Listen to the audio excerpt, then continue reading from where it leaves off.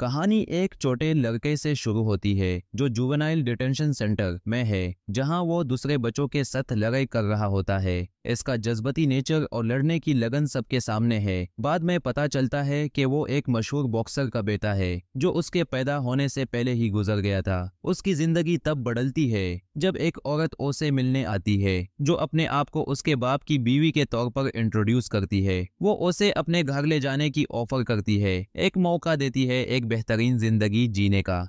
कुछ सालों बाद ये लड़का जो अब जवान हो चुका है एक कॉर्पोरेट ऑफिस में काम कर रहा है, लेकिन रातों को वो मेक्सिको जाता है और अंडरग्राउंड बॉक्सिंग मैचेस में हिस्सा लेता है। उसका टैलेंट बेहतरीन है, लेकिन उसके अंदर एक प्रोफेशनल बॉक्सर की ट्रेनिंग की कमी है। अपने अंदर के जज्बात को दबा नहीं पाता और अपनी नौकरी छोड़कर अपने शौक के पीछे चल पड़ता है। उसकी अडॉप्टिव माँ उसे रोकती है और कहती है कि बॉक्सिंग सिर्फ दुख और तकलीफ लाएगी, लेकिन वो अपने फैसले पर कायम रहता है। वो नए